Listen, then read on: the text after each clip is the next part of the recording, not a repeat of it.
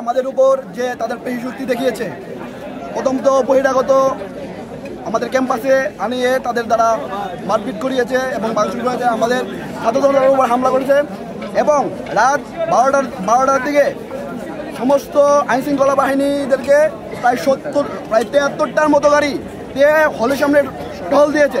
স্বায়ত্তশাসিত প্রতিষ্ঠানে প্রশাসন কেন? স্বায়ত্তশাসিত কেন প্রশাসন আসবে? এখানে আইনশৃঙ্খলা বাহিনীর দরকারটা কি? আর তাহলে আমাদের ক্যাম্পাসের প্রশাসন কি করে?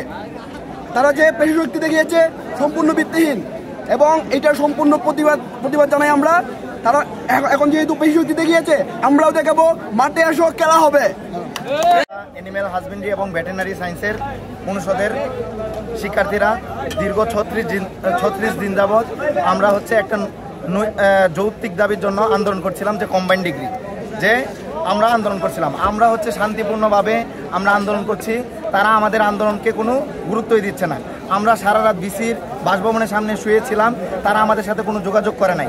তারা আসা বলে চলে যাও। তারা বিভিন্ন গুন্ডা পান্ডা দিয়ে আমাদেরকে দমন করার চেষ্টা করে। তো কালকে যেটা হলো, এটা একদম ইতিহাসের বর্বর কাহিনীকেও হার মানায়। আমরা আন্দোলন করছি, কালকে সিন্ডিকেট মিটিং ছিল, কালকে সিন্ডিকেট মিটিংয়ে একটা সিদ্ধান্ত দিবে। তারা আমাদের দাবির পক্ষে কোনো সিদ্ধান্ত দেয় নাই। তারা যে সিদ্ধান্ত দিছে যে 3 ডিগ্রি থাকবে, কম্বাইন্ড অ্যানিম্যাল হাজবেন্ডারি এবং ভেটেরিনারি, যেটা আমাদের দাবির মধ্যে কোনো উল্লেখ ছিল না, কিন্তু তারা এই দাবি আনছে। আমরা এই দাবির যখন এগেনস্টে গেলাম, আমরা তাদেরকে বললাম যে না, আমরা একমাত্র 1 ডিগ্রি ছাড়া, কম্বাইন্ড ডিগ্রি ছাড়া আমরা তাদেরকে বের হতে দিব না। তারা কি করছে? তারা বাইরে থেকে আমাদের কিছু সার, পদ্মা সেতু, মেট্রো রেল এবং এলিভেটেড এক্সপ্রেসওয়ে নির্মাণের গর্বিত অংশীদার বসুন্ধরা সিমেন্ট, তারা বাইরে থেকে গুন্ডা পান্ডা লোকবল টোকাই এনে আমাদের উপর আক্রমণ করছে। আমাদের নারী শিক্ষার্থী, আমাদের নারী বন্ধুরা আক্রমণের শিকার হয়েছে। আমাদের এক বোন, তার মাথা ফেটে গেছে। আমাদের এক ভাই, তার মাথা ফেটে গেছে। আমাদের হলে কোনো নিরাপত্তা নাই। আমাদের মেয়েদের হলগুলোতে গ্যাস, এরপরে বিদ্যুৎ, পানি এগুলো অফ করে দিচ্ছে, যাতে তারা হল ছাড়তে বাধ্য হয়। আমাদের দাবি আমরা এই যৌক্তিক দাবির জন্য শেষ পর্যন্ত মাঠে থাকবো এবং আমরা আমাদের হল ছাড়বো না। আমাদের যে পর্যন্ত আমাদের দাবি আদায় না হবে, আমাদের প্রশাসন আমাদের নিরাপত্তা দিবে। আমাদের ভার্সিটির যত সুযোগ সুবিধা আছে আমরা সেগুলো বুক করব। এগুলো যদি কোনো কমতি হয় তাহলে আমরা মেনে নিব না। আমি অ্যানিম্যাল হাজবেন্ডারি শিক্ষার্থী। আমরা দীর্ঘ 36 দিন ধরে রৌদ্রে পুরে আমরা আন্দোলন করতেছি। ভার্সিটি একটা ফুল পর্যন্ত আমরা ছিঁড়ি নাই এই আন্দোলনে।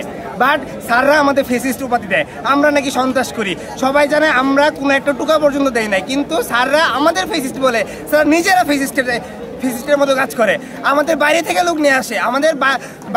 লোক নিয়ে আসে, গাঞ্জাখুর, এরা রিক্সা চালায়, লুঙ্গি পরে আসে আমাদের বাস দিয়ে আসে মারে। আজকে আমাদের বোর মাথা বেটে হাসপাতালে ভর্তি। আমার ভাই, আমার ফ্রেন্ডের হাত কেটে গেছে, তার হাতটা যদি ভেঙে যায়। আমরা সবাই লাইব্রেরিতে ছিলাম, অনেকে লাইব্রেরি কাজ ভাঙছে, কয়েকজনের মুখে যায় কাজ লাগছে, তার চোখটা যদি অন্ধ হয়ে যেত, প্রশাসন কি তখন এসে দেখতো আমাদের কি ভুল ছিল? আমাদের একটা ভুল বলবে, আমরা হল না, আমি আমার ছাত্রত্ব বাতিল করে এখান থেকে চলে যাব। কিন্তু আমরা কোনো দোষ করি নাই। আমাদের হল কেন ছাড়বে? হল কি তাদের সম্পত্তি নাকি? হল আমাদের অর্জিত সম্পত্তি। আমরা যে পর্যন্ত হলে থাকবো আমরা হলে থাকবো।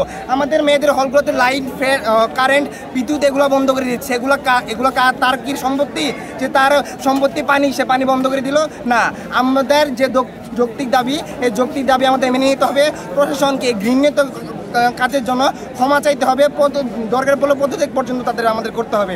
তারপরেও যে আমাদের যে যৌক্তিক দাবি, এটা তাদের মেনে নিতে হবে এবং যে ঘৃণিত কাজ তারা কালকে করছে, এর জন্য আমাদের কাছে ক্ষমা চাইতে হবে এবং আমরা কোথাও যাব না।